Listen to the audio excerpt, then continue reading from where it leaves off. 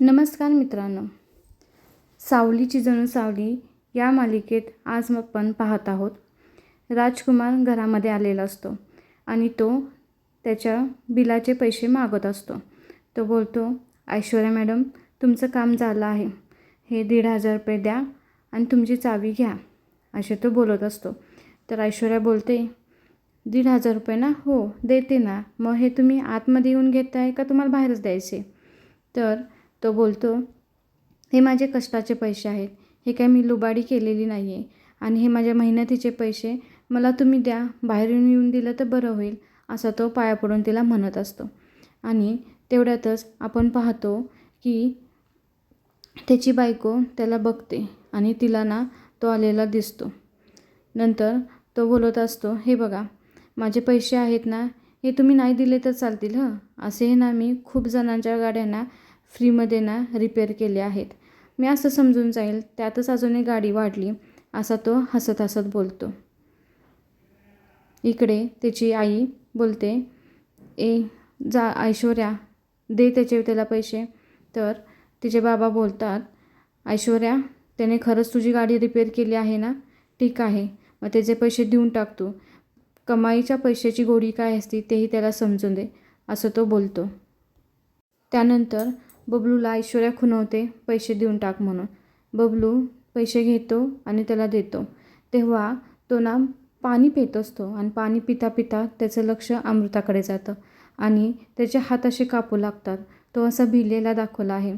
त्याच्या हातामध्ये असं पाटली त्याची थरथरत असते आणि ती ना एकटक लावून आपल्या नवऱ्याकडे बघत असते. तिला खूप वाईट वाटत असतं. हा त्याचा ड्रेस ती खालून वरपर्यंत अशी त्याला निरखत असते. त्यानंतर बबलू बोलतो, हे तुमचे 1,500 रुपये, हे तुमचे 1,500 रुपये घ्या, असा तो बोलतो. त्यानंतर तो पैसे घेतो आणि एकटक ना आपल्या बायकोकडे बघत असतो आणि आशेच्या नजरेने तिच्याकडे बघत असतो. आणि अमृताला प्रेक्षक खूप वाईट वाटतं. ती तिची मान खाली घालून, नजर खाली घालून, तिच्या डोळ्यातून फक्त पाणी येतच असतं. आणि त्यानंतर आपण बघतो इकडे सारंग ना मीटिंग करत असतो. मीटिंगवरती कोणाशी तर बोलत असतो. ठीक आहे, मेल वगैरे करा असं तो सांगत असतो. इकडे ना प्रेक्षक बबलूची घाई चाललेली असते. का माहिती आहे का? कारण ना त्याने किरणला इंटरव्ह्यूसाठी बोलवलं असतं ना. मग किरण बोलत असते, काय करू मी, येऊ का आतमध्ये का थांबू मी बाहेर, अशी त्याला खुणवत असते. तर इकडे सारंगची मीटिंग चालू असताना सारंग बोलतो, थोडा वेळ थांब म्हणून. तर बबलू खुणवतो, ठीक आहे तुझं होऊन दे, कंटिन्यू होऊन दे, मी थांबतो म्हणून. त्यानंतर थोड्या वेळातच ना किरण बाहेर आलेलं असते आणि ऐश्वर्या तिला बोलते, काय गं, माझ्या घरी सारखं तुझं येणं जाणं चालू आहे, नक्की तुझं चाललं आहे कधी काय? तर ती बोलते, काय नाही, मी इंटरव्ह्यूसाठी आले. तर ती बोलते, कोणी बोलवलं आहे तुला इंटरव्ह्यूला? तर ती बोलते, मला ना सारंग सरांनी इंटरव्ह्यू बोलवले. तर ऐश्वर्या बोलते, हे बघ, जर माझं आणि शिवानीबद्दलचं जर तू कुणाला काय सांगितलंस तर मी काय करेन तुला चांगलंच ठाऊक आहे, अशी तिला बोट दाखवून ना धमकी देते. हे तुला वॉर्निंग आहे. एकही शब्द, एकही गोष्ट आमच्याबद्दल इथे जर समजली, मी जे केलं आहे शिवानीसोबत, जे काही सगळ्या गोष्टी झाल्या आहेत ते जर तू सांगितलंस ना तर तुला मी बघेनच, अशी तिला धमकी देते. इकडे सारंगची मीटिंग कंटिन्यू असते. सारंग मीटिंगमध्ये बोलत असतो, हो चालेल, आपण बघू, नंतर मीटिंग करू, असं बोलतो. तेवढ्यातच बबलू तिथे येतो. बबलूला सारंग बोलतो, काय रे, काय काम होतं? तर बबलू म्हणतो, तू घरातच आहेस का? मला वाटलं तू ऑफिसला गेला आहेस, मग खाली काय घडलं हे तुला काहीच माहीत नसेल. तर सारंग बोलतो, काय झालं आहे? तर बबलू बोलतो, राजकुमार दादा आला होता. तर हे नंतर सारंग बोलतो, हो का, याचा अर्थ सावलीने मला सांगितलं ते नक्कीच खरं आहे. त्यानंतर सारंग बोलतो, काय तुझं काय काम होतं सांग? तर तो हसत हसत स्माईल करत बोलतो की किरणला बोलवले ना इंटरव्ह्यूसाठी, असं तो स्माईल करत बोलत असतो. म्हणजे त्याला आता वाटत असतं ना, खुश झालेला असतो की आता ठीक आहे, सारंगदादांना तिचा इंटरव्ह्यू घेणार आणि तिला जॉईनिंग होणार, असं बोलत असतं. त्यानंतर सारंग बोलतो, इंटरव्ह्यू काय घेतलाच पाहिजे का, घ्यायलाच हवा आहे का, असं त्याची चेष्टा करतो. आणि तो बोलतो, ठीक आहे चल जाऊया. त्यानंतर तिथे ना किरण बसलेली असते आणि सारंग बोलतो, अरे वा, बबलून ते सगळी तयारी केलीच आहे ना, असं बोलत असतं. त्यानंतर ते इंटरव्ह्यूला बसतो. इंटरव्ह्यू बसल्यानंतर ना ती तिचा रिझ्यूमची फाईल देते. तर सारंग बोलतो, हे बघ, रिझ्यूम काय नको आहे मला, तू मेलला पाठवलं होतास ना मला, मी वाचला आहे सगळा रिझ्यूम. ठीक आहे, आता मी तुला विचारतो ते सगळं सांग तू. शिवानीने जे काही केलं त्यामध्ये तू कितपत सहभागी होती? हे ऐकल्यानंतर ती थोडीशी शॉकच होते. तिला एक्सेप्ट नसलं ना की हा असा बोलू शकतो का. तर ते बोलते, होती, मी थोडीफार होती, सामील होते, तो बोलते. तो बोलतो थोडीफार म्हणजे किती? तर म्हणते फक्त ना तिच्या बॉयफ्रेंडसोबत जे झाल्या होत्या ना गोष्टी स्वीटीच्या, जो व्हिडिओ शूट केला ना तिथपर्यंतच होते मी. आणि त्यानंतर तुमच्या घरी ज्या महिला वगैरे आणल्या ना तेही मला ना शिवानी मॅडमनी सांगितलं होतं. आम्ही फक्त तिथं प्रॅक्टिकलच होती बाकी जास्त माझा काही सहभाग नव्हता. तर सारंग बोलतो मग तुला सगळं शिवानीच्या गोष्टी माहिती होत्या याचा अर्थ. त्यानंतर बबलूला भीती वाटते आणि बबलूच्या हातातून ना तिथला टिपाईवरचा फुलदाणा पडतो आणि सारंग बोलतो काय करू, विचारू का नको असं बोलतो. आणि बोलतो तुला थोडं आवड वाटेल पण कसं आहे ना ह्या सगळ्या गोष्टी आत्ता क्लिअर करणं खूप गरजेचं आहे असा तो बोलत असतो.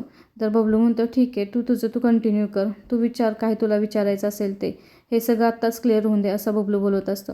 त्यानंतर सारंग बोलतो हे बघ तू मला सांग मग आता काय झालं आहे, आता मग तुझ्यामध्ये अशी भावना का आली आहे, आता वेगळं काय झालं आहे असं बोलतो. तर किरण बोलते जेव्हा शिवानी मॅडम ना सारखं माझं ना त्यांच्या बऱ्याचशाच गोष्टी अशा आहेत की त्या मला खटकत होत्या.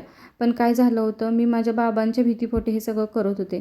माझे बाबा ना तिच्या बाबांचे खूप जवळचे होते त्यामुळे मला त्या म्हणाल तशा सगळ्या गोष्टी कराव्या लागत होत्या. इकडे किरण खूप खुश झालेला असतो कारण की बबलूला वाटत असतं वा आता किरण खूप छान सांगत आहे सगळं. त्यानंतर सारंग बोलतो ठीक आहे मग ना तुझा जॉब फिक्स असा बोलतो. असं बोलल्यानंतर बबलूलाही छान वाटतं आणि किरणलाही छान वाटतं. किरण बोलते थँक्यू. तर सारंग बोलतं ओके तू ना ह्या जॉबसाठी क्वालिफाय आहेस आणि 1 तारखेपासून तू जॉईन हो असं बोलतं.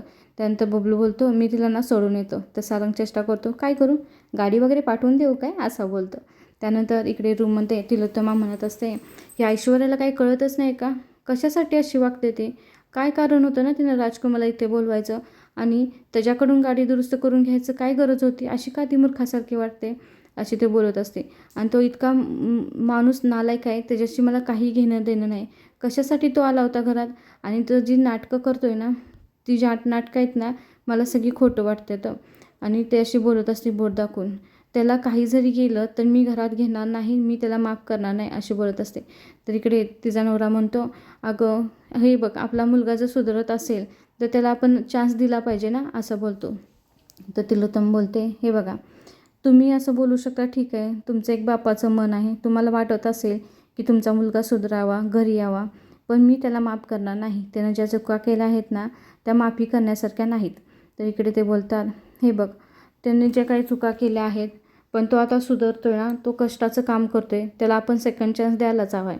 तर ती बोलते हे बघा हे सगळी ना त्याची नाटकं आहेत, मी तुम्हाला सांगते. आता काय झालं असेल ती मुलगी आहे ना ह्याच्याकडचा सगळा पैसा संपला आहे, आता ते त्याला गेलं असं सोडून. आणि त्याला चांगलं माहिती आहे आपलं एक घर आहे, आपल्या घरात एक हक्काचा माणूस आहे आणि काही जरी केलं आपण नाटकं वगैरे केली रडलो वगैरे तर ते हक्काचा माणूस लगेच विरघळून जाईल अशी बोलत असते. पण ह्याच्यावर मी एक पर्याय काढला आहे हे तुम्हाला सांगते अशी बोलत असते. इकडे सारंग विचार करत असतो सावली अजून का आली नाही, कुठे गेली एवढ्या वेळ. तेवढ्यातच ना सावली रूममध्ये येते आणि आता त्याला काहीतरी आपल्याला उत्तर द्यावं लागेल म्हणून ती अशी भिलेली असते आणि एकटक बघत असते त्याच्याकडे. आणि काय करते येते आणि ना रूममधून बाहेर जाण्याचा प्रयत्न करत असते. तिला फक्त ना सारंगची नजर चुकवायची असते. तेवढ्यात सारंग बोलतो अरे ए काय चालले, काय तुमची गाडी येते जाते, गाडी जरा थांबते का नाही अशी तिची चेष्टा करते.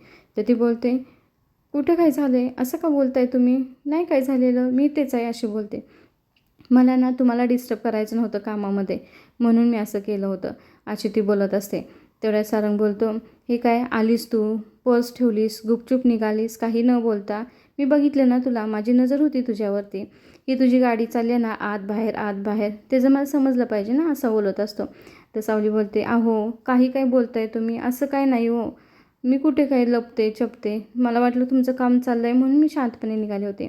बरं ठीक आहे. मग सारंग म्हणतं कुठे होतात आपण दुपारपासून, काय चाललं आहे आपलं दुपारपासून असं बोलते. तर सावली बोलते अहो तारा मॅडमचा कार्यक्रम होता ना त्या कार्यक्रमासाठी गेले होते मी. तर तो बोलतो कुठे होता तुमचा कार्यक्रम, कोणतं ठिकाण, नक्की होता का कार्यक्रम. ते हो खरंच होता कार्यक्रम, मंगलाष्टका कार्यक्रमामध्ये होता ना तो असं बोलते. तर ते बोलतं बरं ठीक आहे मग आता तू किती दिवस जाणार तिच्याबरोबर. तर तो ती बोलायची तो म्हणते हां बरोबर मला माहीत आहे ना ती तुझी लहानपणापासून मैत्रीण आहे, तिच्या सगळ्या गोष्टी तुला माहीत आहे, तिच्याशिवाय तुझ्या कुठलीच गोष्टी होत नाहीत, हो ह्या सगळ्या गोष्टी मला माहीत आहेत, पुढे अजून काय नवीन सांग बघू. ते बोलते असं का बोलताय हो, जोपर्यंत विठुरायाच्या मनात आहे ना तोपर्यंत मी ही मदत करणारच अशी बोलते. त्यानंतर सारंग ना टॉपिक चेंज करतो आणि सारंग बोलतो, आज ना राजकुमार दादा आला होता घरी. सावली बोलते, हो का? त्याआधी सावली काय म्हणते, आज ना मला बबलू दादांना खूप खुश वाटला. म्हणतं का? वाटणारच ना, किरणला जॉबला ठेवला आहे ना, असं बोलतो. त्यानंतर सारंग बोलतो, मी तुला बोललो ना राजकुमार दादांना आज घरी आलेला आणि तो बदलल्यासारखा वाटला मला आणि त्यांना ऐश्वर्याने बोलवलं होतं त्याची गाडी दुरुस्त करायची. तर ती बोलते, ऐश्वर्या मॅडम मुद्दाम करतात हे सगळे. काय गरज होती ना त्यांना राजकुमार दादांना बोलवायची आणि त्यांनाच का बोलवलं गाडी दुरुस्त करण्यासाठी? दुसरं कोण नव्हतं का? मला तर असं वाटतं ते मुद्दामच करतात. तर सारंग बोलतो, हे बघ ते काही असेल पण मला ना असं वाटतं राजकुमार दादा जर बदलला असेल ना तर माझा त्याला फुल सपोर्ट असेल, मी त्याला सपोर्ट करेन असं बोलते. तिकडे सावली बोलते, हो तुम्ही म्हणताय ते बरोबर आहे. शेवटी ना विठुरायाच्या मनात असेल तर नक्कीच चांगल्या गोष्टी होतील अशी सावली बोलते. त्यानंतर सारंग बोलतो, हे बघ आपणही तसंच करू. आपण ना खरंच तो बदलला नसेल ना तर आपण ना त्याला मदत करू. इकडे ना सावली किचनमध्ये येते आणि ते स्वयंपाक करायला तिला उशीर झाला असतो. ती बोलते, वहिनी सॉरी हं, खरंच मला उशीर झाला आहे, तुम्ही माफ करा हं, मी आता पटपट करते तुमचा स्वयंपाक. तर ती बोलते, अगं आली नसतीस तरी चाललं असतं. तर ती बोलते, असं कसं? एका माणसाचा स्वयंपाक आहे ना, तुम्हालाही खूप लोड होतो, आपण दोघींनी मिळून केला ना तर होईल. तर इकडे ती बोलते, हे बघ सावली, नवरा घरात असेल ना तर नवऱ्यासोबतच राहायचं हं, नंतर गोष्टी खूप वाईट होतात अशी ती बोलते आणि मध्येच थांबते. तर सावली बोलते, वहिनी असं का बोलताय? हा मला समजलं हं, राजकुमार दादा आले होते म्हणून घरी अशी बोलते. बोलते, तुम्हाला काही वाईट वाटलं का? तुम्ही होता का तिथे? कधी आला तुम्ही असं बोलते. तर ती बोलते, अमृता बोलते, मी ना आले, ते जात होते ना तेव्हा आले आणि ते ना खूप वेगळे दिसत होते. त्यांची ती कपडे, त्यांची ती परिस्थिती बघून मला खूप वाईट वाटलं. तर ती बोलते, वाईट वाटलं का कसं? ती बोलते, अगं हो ना, खूप वाईट वाटलं. आपल्या माणसाला असं बघणं किती वाईट आहे ना, मला खूप ते वाईट वाटलं. आणि हे बघ मला समजतच नाही मी काय करू, नक्की ते बदललेत का नाही बदलले, त्यांच्या मनामध्ये काय चाललं आहे, की माझी फक्त घालमेल होते गं, मला काहीच समजत नाही अशी बोलत असते. तर इकडे सावली बोलते, हो ना असं होऊ शकतं, शेवटी काय जरी केलं तर तो तुमचा नवरा आहे ना आणि आपल्या नवऱ्याला असं बघणं आपल्याला शक्यच नाही ना असं बोलत असते. त्यामुळे तर बोलते सावली, हो बघ ना, तू समजून घे मला, माझी फक्त ना घालमेल होते, मी काय करावं मला कळतच नाही. तर सावली तिला समजावून सांगते, वहिनी काळजी करू नकासा, विठुराया ना सगळ्या गोष्टी सरळ करतील असं बोलतं. तेवढ्यातच ना तारा तिथे येते. तारा बोलते, ए चल आवडले ना तुझं, चल आपल्याला निघायचं आहे. तर वहिनी बोलते, काय चाललं आहे तुमच्या दोघींचं, 2 दिवस झालं फक्त गडबड करताय. तर ती बोलते, का सांगितलं नाही का तुम्हाला सावलीने काय चाललं ते? आता कार्यक्रमाची गडबड आहे ना त्यामुळे आम्हाला निघावं लागेल असे बोलते आणि स्माईल देते आणि तिथून त्या दोघीजणी निघण्यासाठी निघतात. इकडे काय होतं माहिती आहे का, तिलोत्तमा ना फोन करते आणि बोलते, हॅलो हां मी बोलते तिलोत्तमा, कशी आहेस तू? तर तिकडून ती बोलते, हां हां छान आहे ना मी, तुझं काय चाललं आहे सांग? मी खूप छान आहे, मस्त आहे. असं ना त्या दोघींचं कन्व्हर्सेशन चाललं असतं. ती बोलत असते, अहिल्या हे बघ माझं ना तुझ्याकडे एक काम आहे. तर ती बोलते, अहिल्या बोलते, हां बोल ना, कशी आहेस तू, छान आहेस ना? तर तिकडून ती बोलते, हो छानच ना, माझा सारंग चांगला तर सगळं चांगलं, माझ्या सारंगवरती जे प्रॉब्लेम्स होते ना ते सगळे गेले, त्यामुळे मी आता खूप खुश आहे. आणि ना त्यामध्ये ना माझ्या आदित्य आणि पारूचा ना खूप मला सपोर्ट झाला. तर तिकडे अहिल्या बोलते, हे बघ त्या दोघांची जर नावं घेणार असशील ना तर मला आता त्याविषयी काही बोलायचं नाही, मला ते काही ऐकायचं नाही अशी ती बोलते. तिकडून ती बोलते, सॉरी हा तिलोत्तमा बोलते, मला नाही नव्हतं ते बोलायचं, बरं ठीक आहे ना, मी ना तुला वेगळ्या कामासाठीच फोन केला आहे. तर तिकडून बोलते, काय काय काम आहे बोल ना. तर ती बोलते, काही नाही, आम्ही ना रूपक कॉस्मेटिक आहे ना त्यात ना नवीन प्रोडक्ट हर्बल प्रोडक्ट लॉन्च करत आहे आणि ना त्यामध्ये मला ना तुझ्या मार्गदर्शनाची गरज आहे. करशील का तू, सांगू शकशील का कसं करावं काय करावं? कारण ना सारंगची खूप इच्छा आहे की तिला मार्गदर्शन करावं आणि यामध्ये लॉन्च करण्यासाठी आम्हाला मदत करावी अशी ती बोलत असते. इकडे आईला तिची चेष्टा करते, काय म्हणजे तुम्ही माझ्या स्पर्धेमध्ये उतरणार आणि मी तुम्हाला मार्गदर्शन करायचं, असं कसं शक्य आहे, हे कसं मी करीन असं बोलत असते.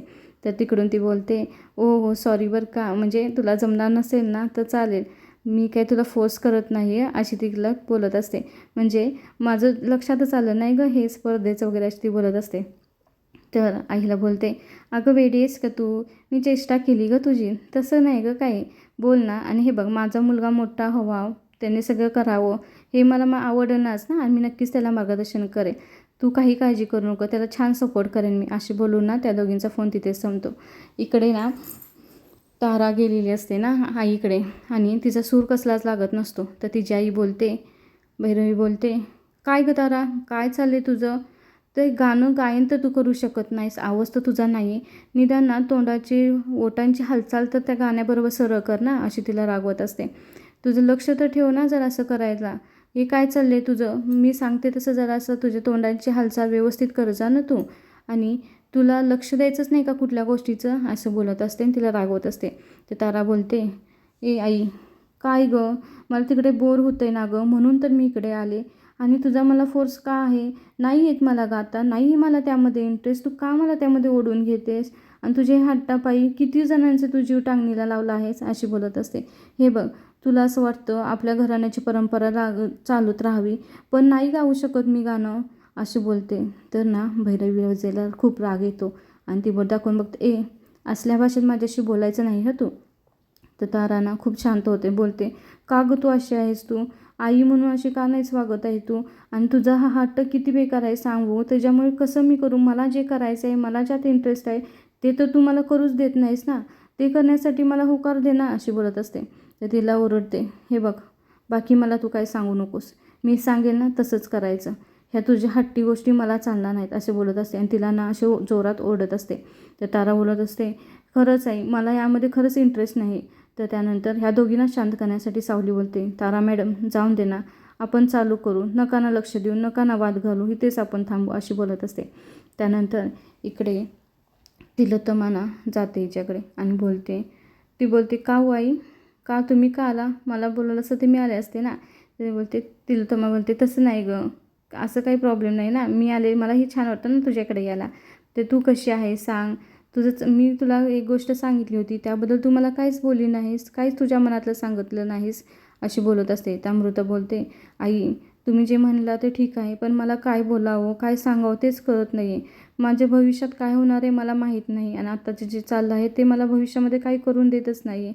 माझं नक्की मी काय करू, माझं कसं होणार आहे हे मला हे समजतच नाही, अशी ती आईला बोलत असते. तर ते बोलतात, आई, हे बघा, तुम्ही जो म्हणताय ना तो निर्णय तुमच्यासाठी योग्य असेल, तुम्ही माझ्यासाठी कुठलाही चुकीचा निर्णय घेणार नाही, पण मी तुम्हाला काय उत्तर देऊ हे मला सुचतच नाही, मी खूप गोंधळून गेली आहे आई, अशी ना ती तिच्या सासूला बोलत असते.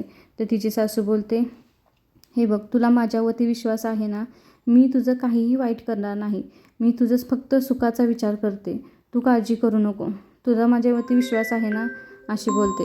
तर ती बोलते, आई, मला ना तुमची जी शिस्त आहे ना त्याची खूप भीती वाटते. तर ती बोलते, अगं नको, माझ्या शिस्तीचा तू विचार करू नको, आणि हे बघ, आत्ता ना मी तुझी सासू नाही तर मी तुझी आई म्हणून बोलत आहे, मी ना तुझ्या आई म्हणूनच हा सगळा विचार करत आहे, अशी तिला बोलत असते. आणि हे बघ, आता ना मी तुझ्यासाठी एक स्थळ आणलं आहे आणि एक मुलगा ना आणि त्याच्या घरचे ना तुला बघण्यासाठी आले आहेत खाली.